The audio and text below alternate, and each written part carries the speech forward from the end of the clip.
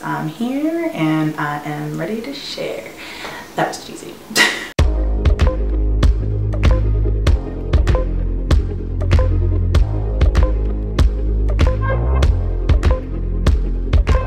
Hey lovelies, welcome back to my channel. I wanted to share a new kind of content with you guys, and I don't know what to call it, so we will see once the title goes up what I decide to call this sort of content. But essentially it's inspirational, positive, uplifting content, and I know everybody can deal with a dose of positivity and inspiration in their life. Everybody could use more of that, and I know that I definitely could, and I feel positive by sharing that inspiration with others.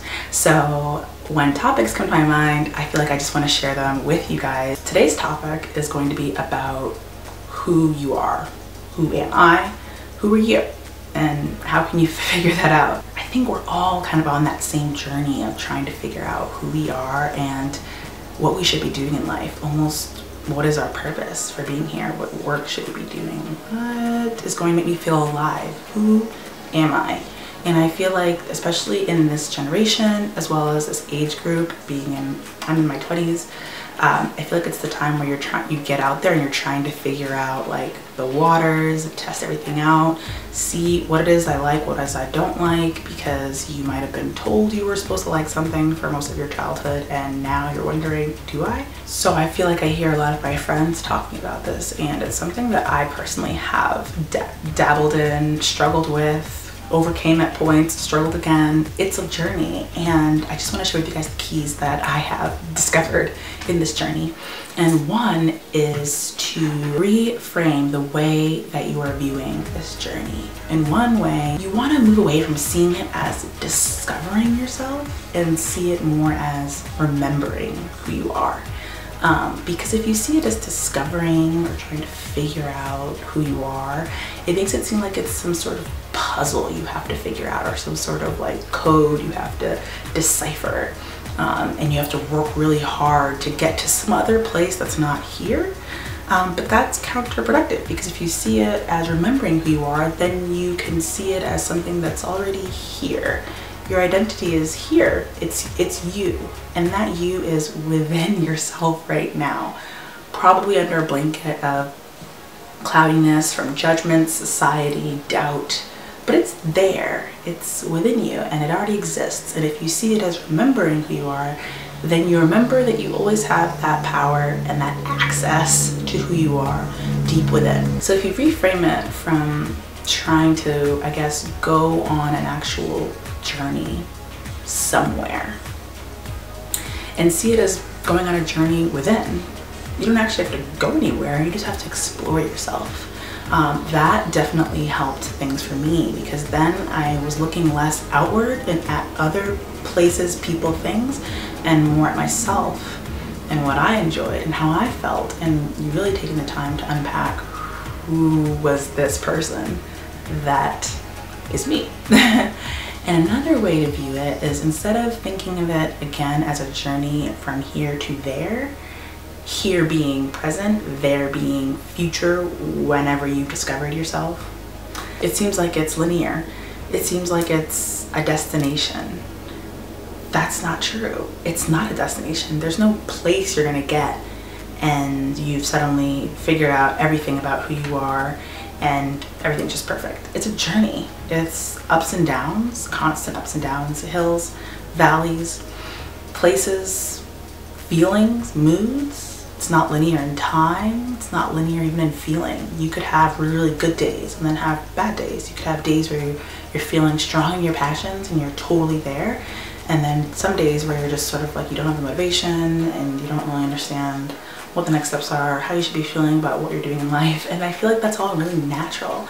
And the point of that is to accept that process instead of shying away from it and fearing it, because that's actually part of the process. And if you fear the negative parts of it, or the difficult parts of it, or the parts that don't look or feel the way that you think they should, then you're negating your experience. You're taking away from this journey, because once you go through some of those tougher times, they're going to make you feel like you've grown to the next place. You have to kind of go through it to get through it.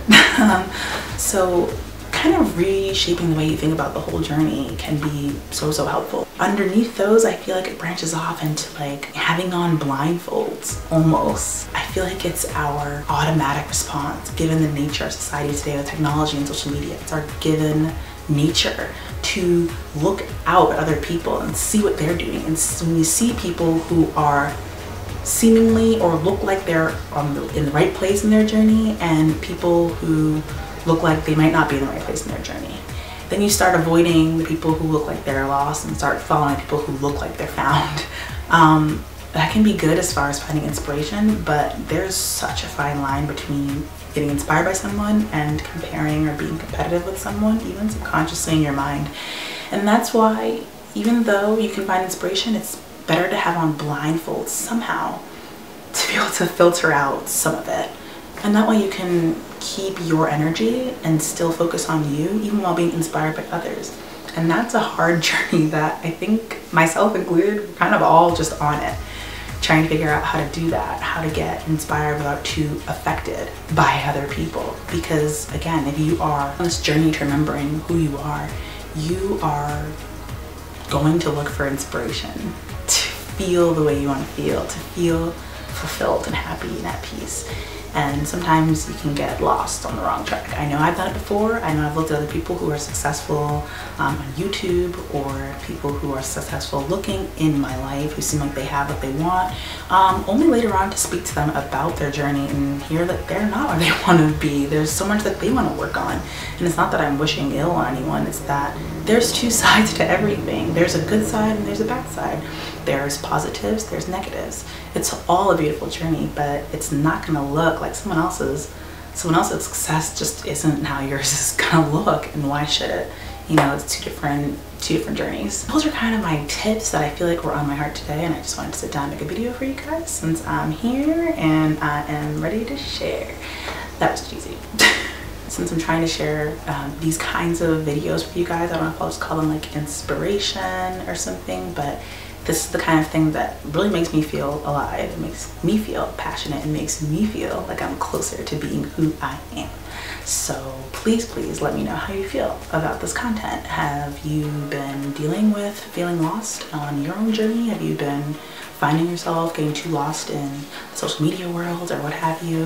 What sort of things did you find that helped you to feel more in line with your identity and who you are? Share below. And I'll catch you in the next one, guys.